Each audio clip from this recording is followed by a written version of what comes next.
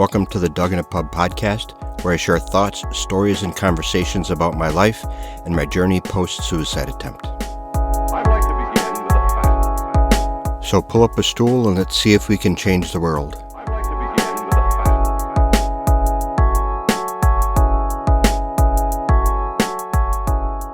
Hello and welcome to the latest episode of the Dug in a Pub podcast. This is a special episode for me. Recently had the chance to take a chartered flight from BrewDog, the brewery I love so much, over to Scotland and see Edinburgh and Aberdeen and Ellen. Unfortunately, Brett couldn't make it with me, so I had to have all this amazing fun without her.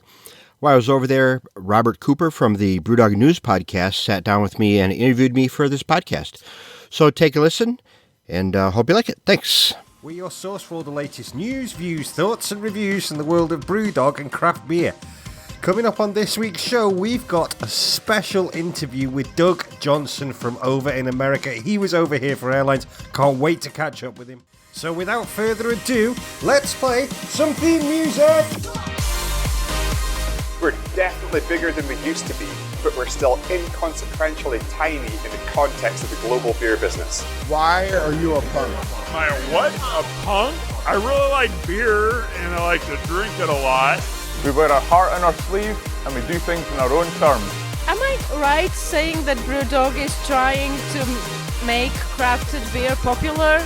Aye, BrewDog News Podcast. It's Wacky here for Melbourne again. Have we started yet? Okay, next on the show, as promised, it's now time to catch up with Doug.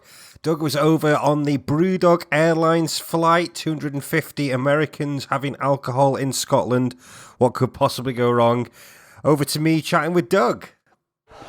Okay, in an unusual crossover, it is Dug in a Pub meets the BrewDog News Podcast. Doug, you are here with me in person. I am, and it's strange and magical. How's this trip going? In fact, we should probably tell the listeners why you're now sat in Dog Tap at the brewery with me right now. How has this come about? How are you here? Well, I heard you were going to be here, so I chartered a flight. No, I came over on the BrewDog flight, so I don't know I guess it's the second flight, but there are two second flights. Because I met a whole bunch of the people on the first flight when they came over and became friends with them. And as soon as the flight from the US to the UK came out, I booked the flight. I was one of those guys on the internet going refresh. So yeah, I bought the ticket and we got into town on Friday morning at 9 a.m. and stayed up for 39 hours straight. I went to bed in Edinburgh on Friday night, and now it's Sunday evening, and yeah, we're at the Dog Tap. We're at the big place. So excellent. Did the toilets get blocked on the way over? I am proud to say our flight of the three total had no issues at all with the toilets. None. Zero. Well, that just shows you didn't drink enough on the way over. But yes. Right, so your first stop was Edinburgh. What did you do? Sorry, Edinburgh. What did you do there? What did we do first? See, I went to the hanging... First thing I did was go to Lothian Road. And I saw Bill Murphy there and hung out with Bill and some of his friends. And then I went to Lebowski's and had a White Russian, which was very good. I have a friend who is constantly in the dude character. He looks like him, and he just decided to live that way, and he does it very well. So I had to go to Lebowski's and get a White Russian for him. Then I went back to my hotel, sat down on my bed, almost fell asleep, got up and left. And then I went back to Lothian Road and pretty much hung out there for the bulk of the evening. Just had a great time. Just so many people here from all over the place. Seems like probably half the flight is from the Columbus, Ohio area. But there are stragglers, like I'm from Madison, there's some people from Texas, California, but the bulk is Ohio, from around the brewery, so. So it's the conversations that you've been having with folks, has it just been all BrewDog, or has it been about everything else? A lot has been about BrewDog, without a doubt, but it's been about beer in general. It's been about the trip. A lot of people, this is their first trip overseas, so to do this as a first trip overseas, I think it'd be pretty special. Well, my first trip overseas was to see Kate Bush in concert. So, Nice. But yeah, it's. We were talking about this earlier when we were up at Inverie. It's the word doesn't spell like it You'll notice I'm not helping you. I know. Thanks. Just hanging out here to dry, Rob. Inverie. Thank you, Inverie. We were talking about how much travel BrewDog has inspired in Equity Punks. The beer visa is it's great for so many ways, because without it, and without BrewDog, I would have been in the UK once. Now I've been here 3 times. It's like, okay, how do I get to this city? And how do I get to that city? And, what friends do I have there? And, it's all about, I've said it over and over again, it's all about the community. The beer is awesome, but the community that's developed and the friends I have made through BrewDog, I never would have met these people ever in a million years, and they're family now. Yeah, we've said this 100 times on this podcast, but BrewDog, it isn't just about the beer; it is about the community as well. And it sounds cheesy, and James will say that as part of a sort of marketing line. Yeah, we built up this amazing community around the world, but it's absolutely true, and it's the thing that I think that a lot of people forget, and I think sometimes it kind of hurts when people are slagging off BrewDog and taking cheap shots, because you're like, well, that's the thing that we've all bonded over. Yeah, exactly. It's, and it's not for everybody. Some people think that BrewDog, they call themselves craft, but when you look at the size of BrewDog, they're enormous compared to a lot of other breweries. But are they still craft? Yeah, they're still making beer pretty much the same way. They're just making significantly more than they used to. Where we're sat right now, the pilot kit is just behind us. There are people walking around. As earlier today, I've seen people walking around with bags of malt, and it's not being done on anything like the industrial scale that Heineken or AB InBev do with Budweiser or anything like that. No. Those guys, they add liquid to more liquid and then heat it up. There's none of that. Because of the scale of them, that's why Budweiser can have, 6-8 breweries around the world, and you can line up a beer from each, and you will not be able to tell the difference. Where here, you make a beer, and sometimes, the punk tastes a little bit this way, and next time it's a little this way, and there's still the art of brewing with what they're doing at BrewDog, because they still have to adjust with new crops and botanicals and things. You have to play with those all the time when you're craft brewing. So that's why I'm like, they're still craft. Once they go to all extracts, that's a whole other conversation. But this trip so far has just been absolutely amazing. Like last night, had I gone home at the end of the day, I would have been very happy with how this trip has been. And then after today, I could go home today and be happy. And then I got a whole nother day tomorrow. So it's been absolutely fantastic. Okay, let's relocate to Overworks, and then you can tell us a bit more about what you've actually been up to. Okay. All right, Doug, you're going to continue to tell us all about how the trip's going so far, but we've just come over to Overworks, and a pretty damn cool thing just happened when you walked in the door. Tell the listeners what just happened when you were up at the bar. So 2 cool things happened. First, I got my home dog badge, and second, I got my Flying Scotsman. So I'm pretty happy about that. That's, at a place like the Overworks, I'm a big sour beer fan. And to be here with friends and to get that badge and share that moment with these fine folks it's pretty awesome. Brilliant. Okay, so we talked Friday. Saturday, how was Saturday? What did you do yesterday? So Saturday, I skipped the bus up from Edinburgh to Aberdeen because these fine folks that you can't see here kidnapped me and took me to St. Andrews and Dundee. So we did St. Andrews, Dundee, got those stamps, and then hopped on the train and got up to Aberdeen, and then did Union Square right away. But what's cool about Union Square, not only did I get my BrewDog tattoo discount, but I got an additional discount because of my Bill Murray tattoo. Nice. So that was nice. I think it gave me an extra 5%. But that was unofficial, and if I got anybody in trouble, I'm sorry. But, yeah. If anybody's listening, Craig from Union Square, the manager, HR want a word. So, we hung out there for a while, and then went right from there to... Because I couldn't check into my hotel till like 3 o'clock. So, but I did recruit someone on the bus to take my bag for me for 10 $10, which I thought was a deal. And I actually don't know her name yet. And I've only met her in a dark room where I handed off my bag to a stranger. Brett, if you listen to this, Brett, disregard everything you just heard. Yeah, and then so we hit Flagship right away, and then went over to Castlegate, and I drank a lot of beers, because my tendency is to find the highest ABV, and then as the day goes on, I drink lighter and lighter beers, because if you do it the other way, you get really, really drunk, and if you do it from heavier to lightest, you stay sober, at least have less tendency to get really smashed. If you start heavy, go light. Had some amazing food. Every place we went, the food is always good. I love the pizza. The crust on the pizzas is amazing. And then went to Fierce for a while, and then I had to start all over on the high ABV beers. Met the people who run Fierce and the head brewer, so that was fun. So we left Fierce, and then we went to Cask and ran into Kevin English. So it was good to see him. I had some more really good beers, and then I had a Belvini Doublewood 17, because some of the scotches over here are insanely cheap compared to what I would pay for a shot of them at home, so I took advantage of that. We went to Wally Doug on, had to be Friday night, and they had a Belvini 21 Portwood for £7.80. And About $10. yes, and the cheapest I paid for that shot is $35. A bottle is $200, so they did not have that price correctly in their system.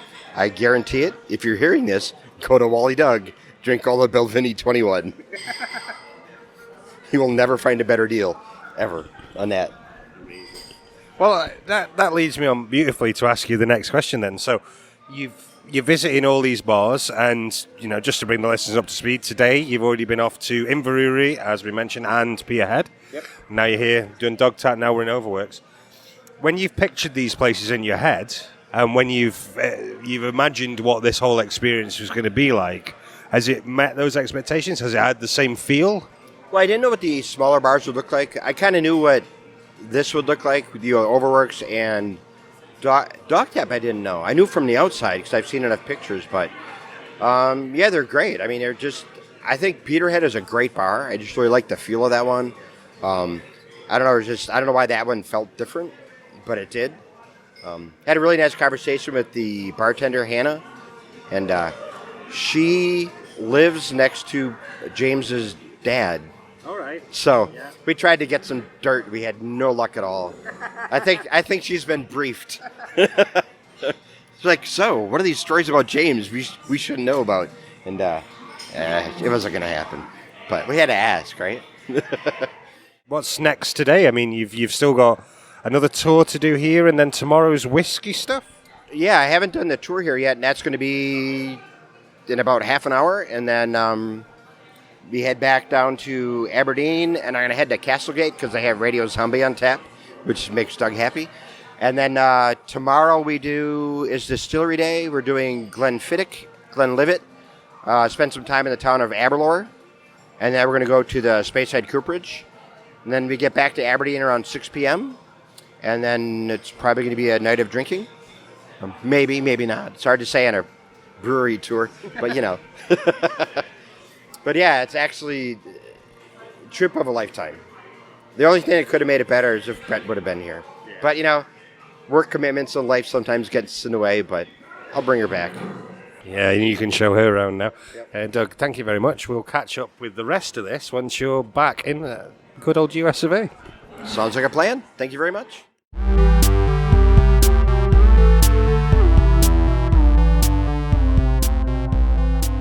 Right, on the line now, part 2 of our little chat with Doug about airlines.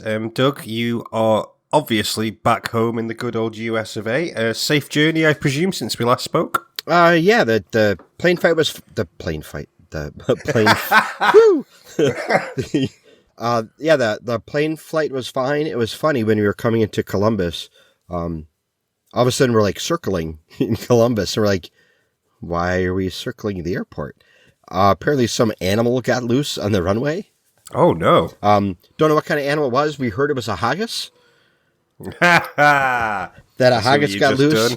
and Absolutely got loose, and we couldn't land until they cleared the animal from the runway. So that added about 15, 20 minutes, but landed, got my suitcase. It wasn't wet, so I was very happy that I do remember, our listeners won't know this, but I do remember a discussion that we had about how much beer you were taking back, so that must have been a relief. Yeah, my suitcase weighed in at 2 pounds. And, but yeah, everything survived very well. And I think almost everybody, their suitcases... No, my suitcase didn't survive. They snapped one of the wheels off. I had 2 straps holding it together, and those straps were gone. So that suitcase is now in the garbage. But the important thing, all the contents made it back. So I was pretty happy about that. And in fact, I'm having some 500 cuts right now because it's remarkably good. Mm-hmm. Excellent. So last time we spoke, we were in Overworks. It was Sunday afternoon. Yep. And you hadn't quite started your tour yet of the brewery. So I think that's a great place to pick up. I'd love to hear what you thought of it, whether it matched up to what you'd sort of got in your head, and how it compares to other brewery tours that you've done back in the good old USA. Well, to be honest, beer is made from for the most part, 4 ingredients. So, and it's all made the same way everywhere. So the brewery tour itself, those are all pretty standard these days. Yeah. But it was really cool to see the brewery where, BrewDog, I guess that's BrewDog's home base. That's the HQ, or HQ, as people say. But yeah, it was really cool to see, meet some of the staff, and just, see where the magic happens and just how big it is. Man, it's a huge facility up there. Yeah, that was going to be one of my questions. Was it bigger or smaller than you expected and sort of in your head? It was bigger than I expected. I knew it was going to be big, but the fact they have 3 plants up there now making beer, and we saw, I believe, the smallest of the 3.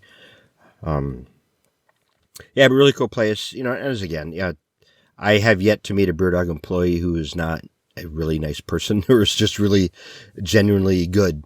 And across the board again, I had Fiona as she was guiding our group, so I lucked out on that one.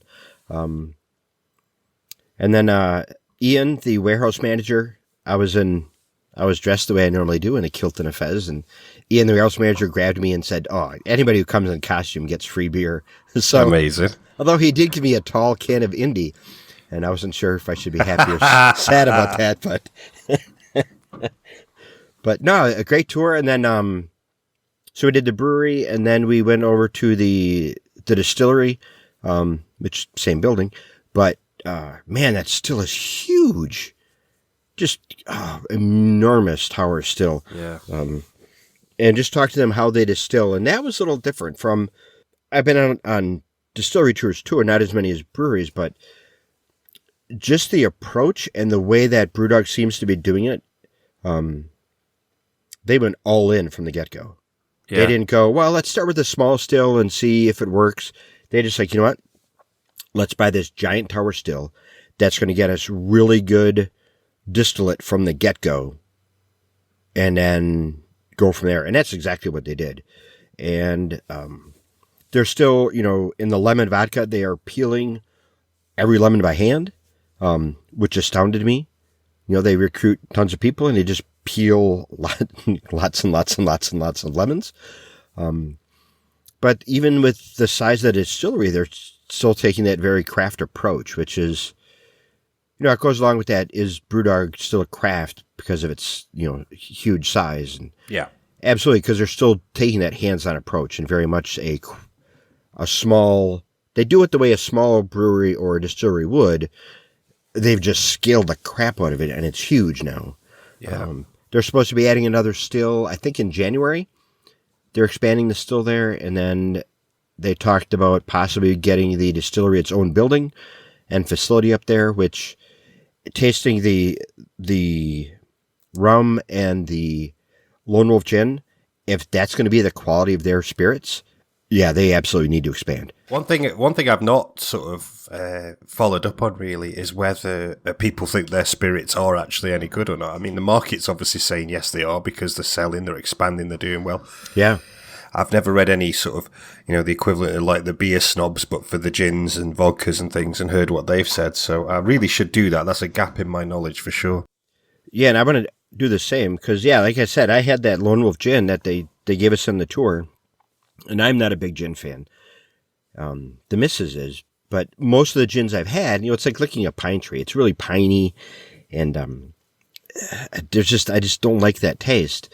But this Lone Wolf gin has so many botanicals in it that pine was toned way down, and just all the other botanicals they put in the gin just popped and came forward. And I was like, I told the guy after the tour, I said, I don't like gin. I'm going to drink this on the rocks. Yeah, that's so good it was. It was just amazing. So yeah, then we finished up the tour. Then went over to the Overworks, got a tour of the Overworks, which I'm excited about. I'm a big sour fan, and I know BrewDog has been doing a great job with Overworks. I know they just won some awards in the Scotland Craft Brewing Awards. And then right now, as we speak, some BrewDog people are at FOBAB, which is the Festival of Barrel-Aged Beers in Chicago, and I believe they have some Overworks beers there. So at that festival as a brewer. So it'll be interesting to see how they do stateside with the Overworks in that festival. Yeah, absolutely. But then, so we did the Overworks, which is really cool. Had to put it on the little booties to keep the bad yeast out. And then, the science behind it. We spent a lot of time on the science and the molecular properties of the different yeasts and things that go into the beer and why they can make beers the way they do as opposed to where they make the punk. And those two yeasts can't combine because bad things happen. Yeah. So that was really cool to see. So I'll have to correct you on that one, actually. The booties are on to keep the bad yeasts in. Ah, yes, I'm sorry. Because, Overworks wants the bad yeast in there because the bad yeast make great beer. Yeah. Over in BrewDog, in the main building, they do not want those yeasts in there because they would make the punk go very bad indeed. Yeah. Yeah, and I've heard stories of that happening where you have a brewery that's trying to do Brettanomycin beers and regular beers in the same building, and then that one little molecule of Brett beer gets in that 20,000 gallon tank of regular beer, and then they dump it because it's gone off because it's not the right combo. Yeah, so went to the Overworks. They have a Krampus Overworks that is a Christmas release that was really hard not to steal off the shelf, but I didn't. Very proud of myself because it wasn't officially released yet. Then we went back to the Dog Tap for a while and hung out, and then we took our buses back to the city.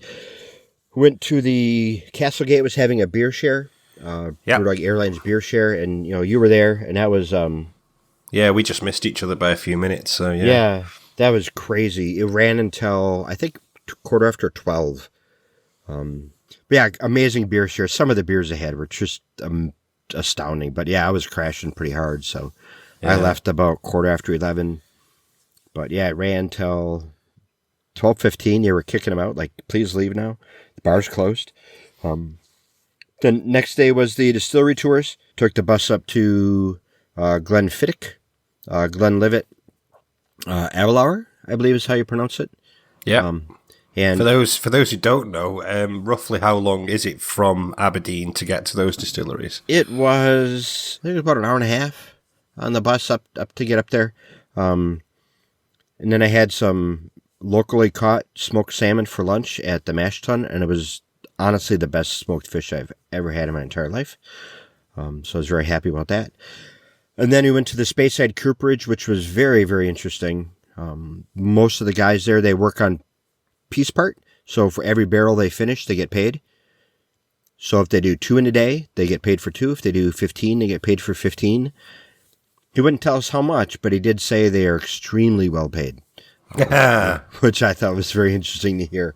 But man, truly hard labor is what those guys are doing when they're rebuilding those barrels. But so that was cool. And then went back to town. Yeah, I say I don't know if you remember, there was an episode of BrewDogs, the one that they filmed here, where it was there was a guy showing James and Martin how to make a barrel. Yeah. And Martin was making a real hash of it, and it's really funny. Well, I was lucky enough to be on the filming of that, and the actual process of watching the guy do it never came across in the TV show. It was a stunning thing to see. Yeah. When they're going round with that hammer and slamming that hammer repeatedly and spinning round the thing, you're like, wow, I am not getting in the way of this guy ever for any reason. No, yeah, just the sheer labor involved. And Yeah. they get a barrel in, they take it apart, they put it back together, they make it like new. And yeah, these guys are doing, I think I said 10 to 15 a day of a regular size barrel. And then, they had some of the really big Spanish barrels. But yeah, just really cool to watch and really interesting. And I had never really realized how big the used barrel market is. And that's what these guys do. That's what most of Speyside Cooperage is involved in. But they're owned by, I think it's an Italian company or French company. And they have like 40-some locations around the world. And all they do is make new barrels and refurbish old barrels. So that was really cool to see. So yeah, I got back to town after the distillery tours and met some friends at the bars. Went to Castlegate and went to Fierce again because Fierce makes some really good beers. And yeah, they just hung out with friends and drank beer and told stories and just shared. It was just awesome. It's all gone so smoothly. It's brilliant. Yeah. Abby in the UK and Jenny in the States, the amount of work they did and the way they pulled it off. They should both get raises or like a week's paid vacation someplace. Just something extra because Herculean effort to herd 250 beer geeks and keep them where they're supposed to be, when they're supposed to be and all that stuff. Yeah, just Herculean effort. Yeah. I mean, as well as the fact that they're all been drinking as well and not, and wanting to do their own things at times. So, yeah. Yep. Yeah, I did my own things a little bit, but I was well behaved. I got to where I was supposed to be when I was supposed to be. Yep. So, and then since then, it's just trying to get my clock back to where it's supposed to be. So you've had a couple of days to reflect now. So, yep. Did it live up to the trip of the lifetime moniker that they sold it on? For me, absolutely. The only thing that would have made it better was having my wife with me. Had Brett been with me, it would have made it that little bit better because then it's a shared experience with her. Yeah. But I shared that experience with so many people. Yeah, just absolutely fantastic. Just, when the first people came over, I was in Columbus and met them and hung out with them for the weekend. And that was awesome. But then to get to do the trip and then to meet all the people from the first flight who came to Edinburgh and Aberdeen to hang out with us that came over on that flight, it was just, it was like coming home. I guess that's the best way to put it. It sounds all corny and stuff, but yeah, it's just, there was not a moment on that trip where I felt out of place or uncomfortable or unwelcome. Brilliant. Yeah, absolutely. Well, Doug, I can't believe how much time you've given us. It was an absolute pleasure to meet you. I knew already before I'd even met you that we'd get on, and we certainly Yep. did. We drank a lot of beer in quite a short space of time. We did. Here. So, Doug very firmly was in the pub I was in, and please do check out Doug's podcast as well. Or if you're listening to this on Doug's podcast and you're interested in BrewDog, check out my podcast, which is BrewDog News Podcast. Doug, what's next for you? Anything exciting coming up in the next few months? Well, next week I'm going to be in Cincinnati for the BrewDog Cincinnati opening. Oh, yes, of course. So excellent. That's next week. It's about a 6.5 hour drive from home, so it's not too bad. Closer than the dog tapping in Ohio, so by 2 hours. So yay! That's the next big thing, and then got my big birthday celebration coming up. But that's not many people care about that more than I do. Yeah, we'll not mention that one. Yeah. No, but other than that, Thanksgiving and the holidays. Yeah, no real big. Yeah. Biggest thing BrewDog related is definitely the Cincy opening. Allie sent out a tweet. Hey, come see us in Cincinnati. I said, if you insist. And then she said, I do. I'm like, well, no, I have to go. I actually saw that about 5 minutes ago, yeah. I could show it to my boss and say, look, I have to go. Ellie said so. Well, if you would be so kind as well, I would love to hear your thoughts on it as well. So yeah, it'd be great if you check in with us after that. That'd be brilliant. Yep. Doug, thank you so much again for taking the time. Absolute pleasure to meet you, and thank you for taking the time to chat to us. And don't forget, everybody, to check out Doug's podcast, which is, Doug? Doug in a Pub at duginapub.com. Pretty easy to remember. Thanks again, Doug. Thank you.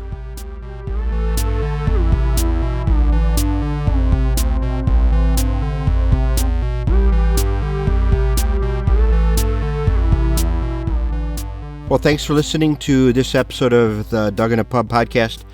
And thank you very much to Robert for all his help with editing my podcast and sitting down and interviewing me for this one.